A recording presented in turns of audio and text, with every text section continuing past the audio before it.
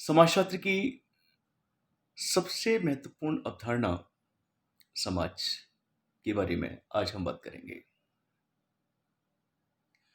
समाज एक अमूर्त व्यवस्था है जो दो अथवा दो से अधिक व्यक्तियों और उनके मध्य होने वाली अंतः क्रिया से निर्मित होती है। सरल शब्दों में बात करें, जहां भी दो व्यक्ति आपस में मिल जाते हैं और जब वो आपस में अंतः क्रिया करते हैं, एक दूसरे के साथ व्यवहार करते हैं, चाहे वो प्रेम का व्यवहार हो, चाहे घृणा का हो, मारपीट का हो, मित्रता का हो, तो उस जगह समाज की नींव पड़ जाती है, समाज बन जाता है। तो समाज के लिए दो महत्वपूर्ण, दो आवश्यक और महत्वपूर्ण तत्व हैं। समाज का पहला तत्व है, समाज का पहला निर्णायक तत्व है दो अथवा दो से अधिक व्यक्ति। इसका सीधा सा एक अर्थ है कि एक व्यक्ति से समाज नहीं बनता। समाज तब बनता है जब दो व्यक्ति कम से कम हों। लेकिन दो व्यक्तियों के जुड़ने से भी समाज नहीं बनता। समाज तब बनता है जब उन दोनों व्यक्तियों के मध्य आपस में अंतःक्रिया हो, आपस में व्यवहार हो। समाज की अवधारणा के साथ मैकाइवर का नाम जुड़ा हुआ है। मैकाइवर एक चिर परिचित नाम है जिससे समाजशास्त्र के विद्यार्थी भली भांति परिचित हैं।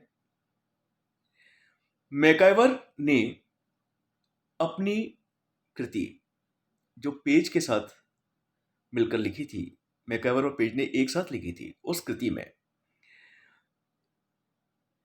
स्पष्ट रूप से लिखा है कि समाजशास्त्र सामाजिक संबंधों के विषय में है और संबंधों के इसी जाल को हम समाज कहते हैं। अगर हम इन शब्दों पर जोड़ दें, इन पर गौर करें, तो आपका आशय है कि समाजशास्त्र सामाजिक संबंधों का अध्ययन करता है। समाजशास्त्र में सामाजिक संबंधों का अध्ययन किया जाता है। सामाजिक संबंध ही समाजशास्त्र की विषय सामग्री है। सामाजिक संबंध, पति पत्नी के संबंध, माता पिता और बच्चों के संबंध, भाई बहनों के संबंध, पड़ोसियों के संबंध, मित्रों के संबंध, तो समाजशास्त्र सामाजिक संबंधों के विषय में है। और इसी वाक्य में आप कहते हैं कि संबंधों के इसी जाल को हम समाज कहते हैं, अर्थात समाज सामाजिक संबंधों का जाल है। जाल शब्द यूज किया है, इसका आशय यह है कि व्यक्ति आजीवन, जब से वह पैदा होता है और जब तक वह समाज में रहता है, जब तक उसकी अंतिम सांस नहीं निकलती, तब तक वह हमेशा स्वयं को विभिन्न प्रकार के सामाजिक संबंधों से घिरा हुआ पाता है। और ये सामाजिक संबंध अर्थात संबंधी उसके व्यवहार का निर्धारण करते हैं। व्यक्ति की अपने बारे में ये सोच होती है कि वो हर काम करने के लिए स्वतंत्र है, प्रत्येक काम कर सकता है, परंतु सच्चाई ये है कि व्यक्ति हमेशा उन कार्यों को करने में ही सफल होता है जिन कार्यों को करने में उसके संबंधियों की सहमति होती है। दो मित्र हैं, एक मित्र मूवी देखना चाहता है, दूसरा मित्र मूवी देखना नहीं चाहता, वो गेम्स खेलना चाहता है उसी समय पर।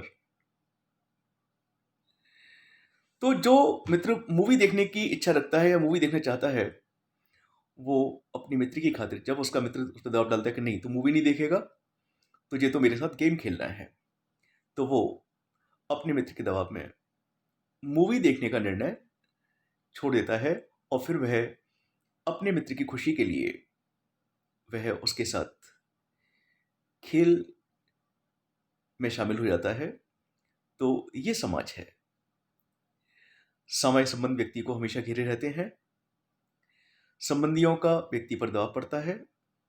व्यक्ति वही काम करता है जो उसके संबंधी उससे अपेक्षा करते हैं या जिस कार्य को वो सही ठहराते हैं।